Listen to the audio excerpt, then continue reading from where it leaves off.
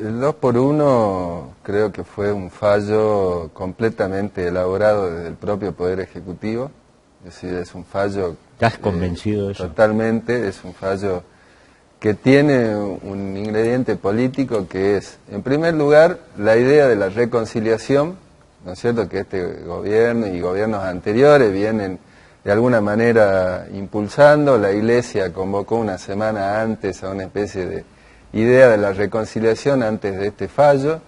Tiene la idea de colocar a las Fuerzas Armadas a intervenir en asuntos internos, ¿no es cierto? Es decir, lo que empezó de algún modo también con la designación de Milani al frente del ejército por parte del gobierno anterior, el proyecto X, la ley antiterrorista, creo que tiene, digamos, ese aspecto, ¿no es cierto?, de un reforzamiento del aparato represivo en función también del ajuste que está llevando adelante el gobierno nacional, los gobiernos provinciales, y es claramente un fallo para la impunidad. Es decir, en medio donde se está discutiendo toda una andanada punitivista, ¿no es cierto?, digamos, para todo tipo de delitos, y además donde se quiere incluso implementar protocolos para la protesta social, ir con dureza contra los que salen a reclamar contra el ajuste, sale un fallo que de algún modo es garantista con los genocidas.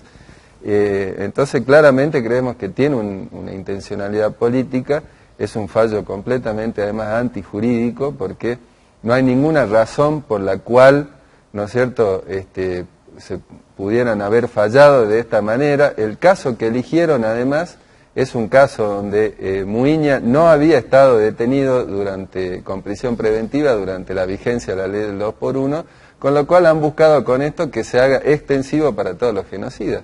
Es decir, es buscar la impunidad. La ley que se aprobó el martes de la semana pasada, nosotros la votamos, marcamos sus límites, porque de algún modo es culpa a la Corte.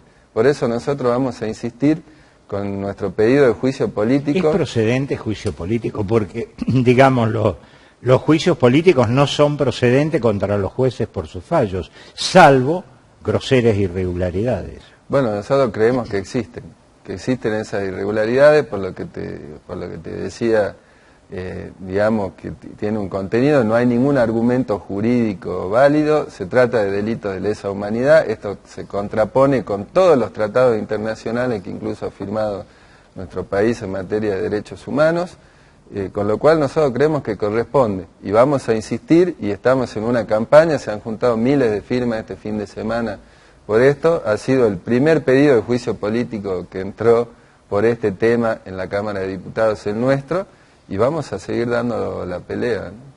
¿El marco de esta ley que votó el Congreso arregla algo o le tira un maicito a la Corte para que zafe? Bueno, creo que pone un límite, efectivamente, a la posibilidad de que se aplique el 2 por 1. Pero no tiene efecto retroactivo. Claro, no tiene efecto retroactivo, y por un lado, como también dijimos en la propia sesión, de algún modo es liberar a la Corte de su responsabilidad por haber emitido este fallo. Por eso la insistencia nuestra del juicio político, ¿no es cierto?, para que se hagan cargo y haya una responsabilidad por este fallo y no que quede meramente, digamos, en lo que se aprobó, donde, bueno, creo que hay una cuestión también importante de la votación, que es el voto de Olmedo. Fue el único que votó en contra, ¿no es cierto?, y tiene su importancia porque desnuda la verdadera posición de Olmedo, que de algún modo él, digamos, expresa la posición del gobierno, pero incluso más a la derecha, ¿no es cierto?, y es, digamos, de algún modo lo que él está llevando adelante con sus proyectos. Por ejemplo, quiere un proyecto para declarar el 25 de marzo el Día del Combatiente Argentino, para premiar a los miembros de las Fuerzas Armadas y de la Fuerza de Seguridad que intervinieron en el operativo Independencia.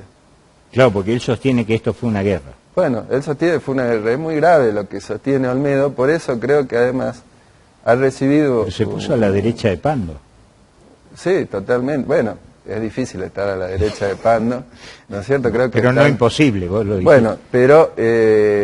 eso lo dejó también aislado de la sesión que él pidió ¿no es cierto?, para el día siguiente de la sesión del 2x1, donde fueron solamente 3 diputados, donde él planteaba, por ejemplo, todo este punitivismo que te comentaba al principio, él lo impulsa, por ejemplo, quiere la pena de muerte. Servicio militar obligatorio. Bueno, ese es un tema, el servicio militar obligatorio. Él dice que el servicio militar obligatorio para los chicos que no estudian ni trabajan tiene un sentido, de alguna manera, de alejar a los jóvenes de la droga. Todo eso es mentira. El voto de él ratifica lo que nosotros venimos denunciando, que él quiere el servicio militar con este sentido del fallo del 2x1, de recuperar una autoridad política, digamos, las Fuerzas Armadas, y colocarlas a intervenir en asuntos internos. Ese es el verdadero objetivo de su propuesta del servicio militar obligatorio. A ver si te entiendo. Lo que estás diciendo, que el objetivo del servicio militar obligatorio es melonear a la gente para volver a introducir la cultura del autoritarismo en la sociedad. Algo así, digamos, pero en realidad lo que él busca es decir, recuperar una autoridad perdida por las Fuerzas Armadas mediante este tipo de mecanismos como el servicio militar obligatorio, para impulsar esta idea de que las Fuerzas Armadas puedan intervenir en, digamos, la represión interna, algo que están haciendo en Haití y que nosotros denunciamos muy fuertemente.